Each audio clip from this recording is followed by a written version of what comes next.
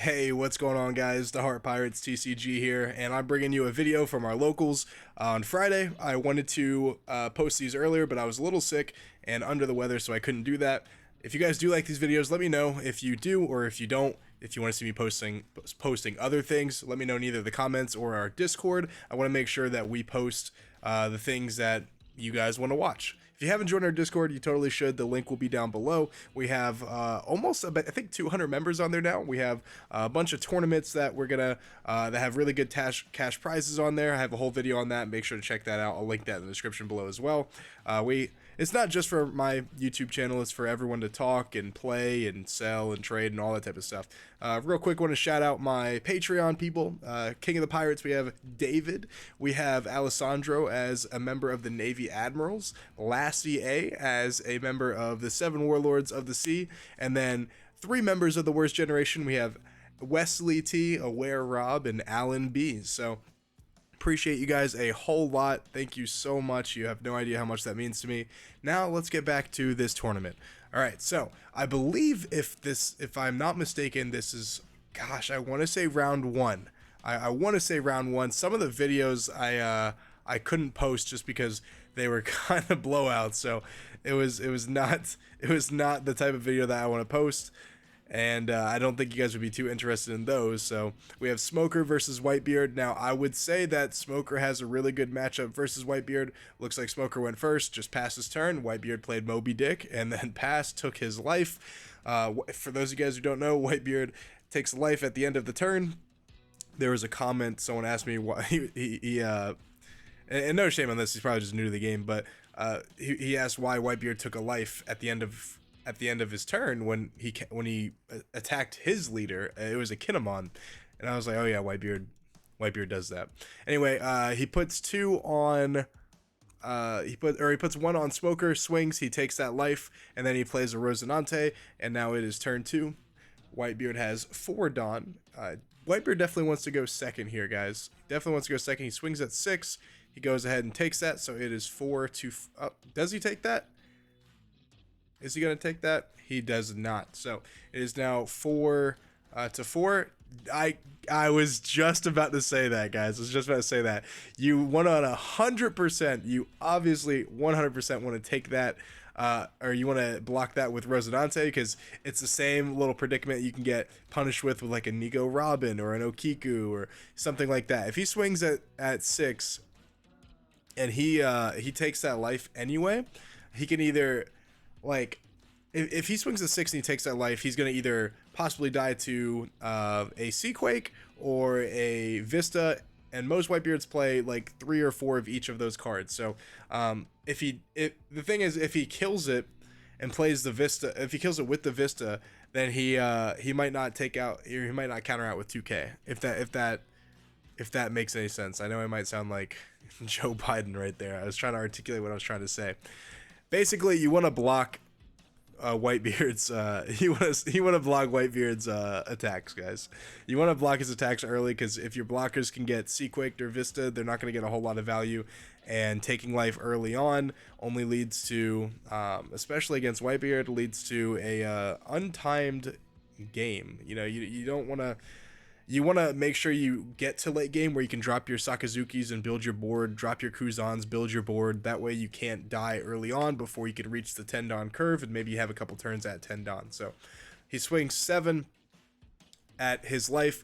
He goes ahead and takes that, and then he plays a Kuzan, draws a card. For those of you guys who don't know, Kuzan, when he attacks, he can -4 cost to a character, and on play, he draws a card. So he's not a counter, he's just a 4K, he's a 4 or 5. Pretty good card, I would say. I definitely think you should play... I don't think you should play 4 of him. I think you should play 3 of him, just because in the black deck, a lot of cards just can't counter out.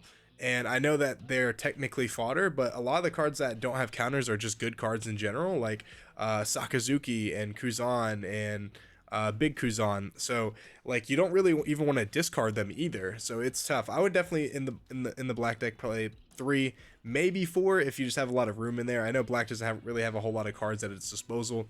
Maybe next set, you know, you might get away with playing 2 or 3. So our Whitebeard player thinks for a little bit. He's got a Vista on field. He plays a Squad. Squad minuses 4,000 to Kuzan. and then he goes ahead and gets Seaquaked. Now Squad needs to take his life right here. Is Squad going to take his life right here? Oh, yeah, right there. Okay, good. I don't want any misplays on this channel, guys. I know I've probably had a couple in some of the videos that I've posted, but we want to make sure it's as clean as possible. Our Whitebeard player has a ton of cards in his hand. Looks like he's got double guard point. He's got some other counters in there.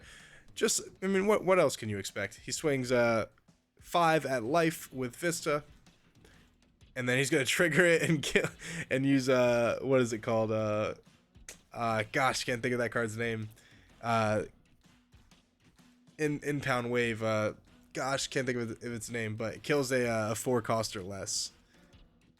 Why can't I think of it? Seismic Wave. I can't think of the name of that card for some reason. Impact Wave. There we go, guys. Sorry. Impact Wave. And then he's going to swing 6, and then he's going to take that one as well. This is not a good start, I would say, for our Smoker player. Being this low on life when Moby Dick is active is not a position you want to be in. I know he has to take 3 hits, but when his leader's at 8,000 innately, and then Vista is at 5k without any Dawn, it's a tough predicament to be in. He swings 5 at the Vista, and Vista's gonna go down. So what is our Whitebeard player going to do? Or not our Whitebeard player, our Smoker player going to do? He has a ton of Dawn up. I believe he has 7. I believe he has 7. He plays a 5 cost Smoker, which cannot be KO'd by effects. It's a 5/7, and he's gonna pass his turn. So our Whitebeard player is now at presumably 8 Dawn. Yeah, 8 Dawn, because I see the 2 in the on off the mat right there. And he's going to swing at his life. He's going to play the Impact Wave. He can't really... Both these players are too good to even leave a character unrested for that to happen. So that Impact Wave is not really going to get its value with its second effect of killing a 4 cost or less, or a 3 cost or less, I think it is. And it's better just to use that as a counter now that you already dedicated the Dawn to it. So good play right there. I definitely agree with that. Then he goes ahead and plays a Marco. Then he plays a Squad for 3, and he's going to go ahead and pass. So now I don't think he's in a bad position at all. So he's got 1 blocker. He's got 1 event up, or 1 Dawn for an event up. Now this could be either the guard point that we saw, or more than likely a Radical Beam. So if he puts too much Dawn on a character, then he's just going to block out of that with Marco. If he puts too little Dawn on the character, he's going to Radical Beam out of that. So it's a tough position to be in. He still wants to dedicate, some Dawn at least to deal with his board, to deal with his, or to build his board. But he wasn't really able to do that because our Whitebeard player wasn't really playing a lot of cards. They weren't playing a lot of cards. They just played like Squad and Vista. And by the time he got to the Dawn he needed, what are you going to do? Just play Sakazuki and for nothing? I mean, maybe he does that, but I feel like the Smoker was a good card for that, because he can't be KO'd by, the Otama Jet Pistol, Seaquake Vista combo. So, or Seaquake Scarred, or, Squad, Seaquake, there's all types of ways for red to kill things without actually killing them. So he plays the Sakazuki. He discards a Kobe, and he kills the Marco. Marco regenerates himself by discarding a Squad, and then he's going to swing 5 at the Marco. Good idea here, draining his hand. He's going to kill the Marco, save the Marco again by discarding another Squad. Squad isn't a counter, I don't think, so this is just a free card in his hand. Then he plays Kobe. Kobe he's going to discard a, looks like, God, what is that card? Guys, I can't even think right now. Maybe I did have COVID. Who knows? The 2 cost card that kills a 1 cost or less. So he discards that, and then he kills the Squad. He drained, looks like 2 cards out of his hand. And is he going to swing 7 at this Whitebeard? Is he going to swing 7, or is he going to let it pass?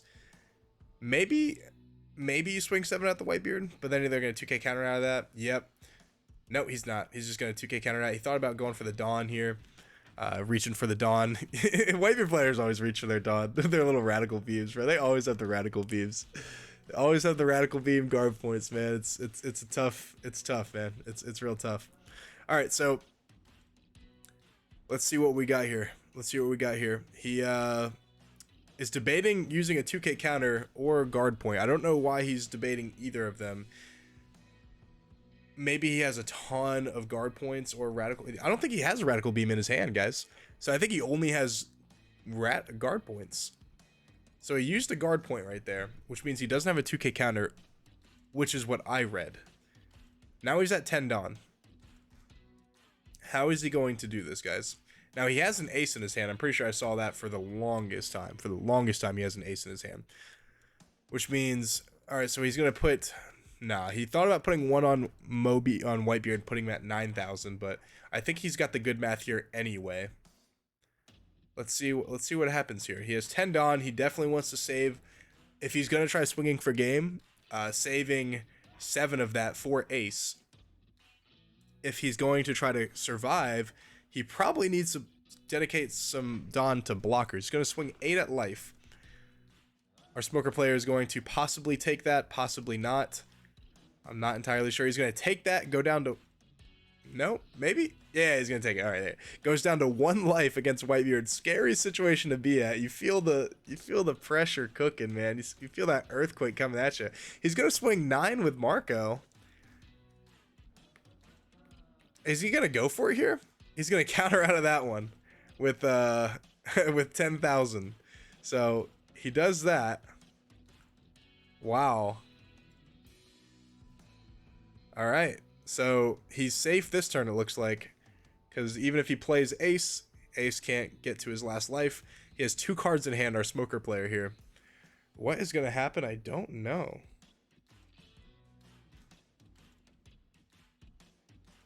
I don't know, guys. Now, what he could do is he swung with Marco. That was that was such a dangerous gambit right there. He swung with Marco thinking he had the game there, but he had enough to counter out of that 10K. So now he has to either play a blocker or just, I don't know, man. I don't know what he's going to do here. Play 2 blockers. I think that's the only way to really get out of the situation and then save some Dawn up for your guard points. But this is a bad position to be in, guys.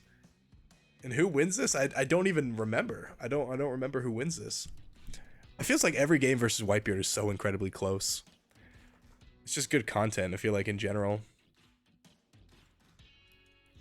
All right, so I see. Okay, so I'm trying to look at his hand. He's got a Vista. He's got a... Okay, so he has another Marco right here. And, okay, what else does he has? He has an Atmos. He has an Ace. He has a Vista. He obviously has a guard point. I can't see what else. And then he's going to pass with 4 Dawn up. What a bait. What an absolute bait. Now, if you're our smoker player, you realized you do not have a lot of time left. You don't have a lot of time left. You have 1 Dawn up, or you have 1 life, and he has Moby Dick, and he's going to be swinging for like 13K. If he just decides to keep these Marcos alive and then swing for game next turn, he has 3 characters on board that can swing for like 9 or 10K with 2 Dawn up, right? So you just don't have a lot of time left, and you have to finish off this game. I feel like you have to finish it off this turn, no matter how much Dawn he's representing. No matter how much Dawn he's representing. If he has 4 Dawn up, I think he only has like 7 cards in hand. Only has 7 cards in hand, which for Whitebeard is funny. Like he only has 7 cards. No, but like for Whitebeard, that means he's running out of time here. So he puts 1 on Smoker, swings for 8, and then he guard points out of that. I would definitely want to swing for 9 right there. Make him use 2 cards or use the Marco blocker. So Sakazuki, he can swing 9 most likely with Sakazuki. That's what I would do. Yeah, swing 9 with Sakazuki, see what he does. And then probably load up the rest of your Dawn. I don't know, it's just such a tough position to be in. Because that you have to distribute your Dawn correct, right? But at the same time, if he had enough to just counter out of that, if he just took the Marco, I don't know. I feel like that was a big turning point in the game right there. that smoker definitely should have swung at 9 um, just to see if he has the guard point up. But the thing is, you never know, because if you swing at 9, they have the radical beam for 10. So I mean, you just don't know. It's just like it's like a box of chocolates. Maybe it wasn't a bad play after all. He just didn't know that he didn't have a radical beam in hand. So now he's feeling pretty confident. He plays Kuzan, draws a card. He has four Dawn up. He swings 8 at the Whitebeard, and then he discards 2/2Ks, and then he swings 5 at his Marco with Kobe, and then he's going to discard Ace to save him. Then he's going to swing 7 at the Marco, and he's going to discard a King Do to save him. And wow, that was, I'm pretty sure, every card in his hand, or maybe -1 or 2. He has like an Atmos, and that's it.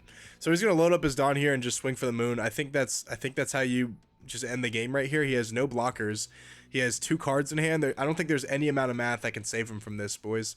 I don't think there's any amount of math that can save him from this. So we're going to go, you should start out by putting 2 Dawn on this Marco. Especially if you're not going to be playing your ace. Put 2 Dawn on this Marco and just end the game. But he doesn't. He swings 7 at life. He goes ahead and takes that. He's going to probably just load up.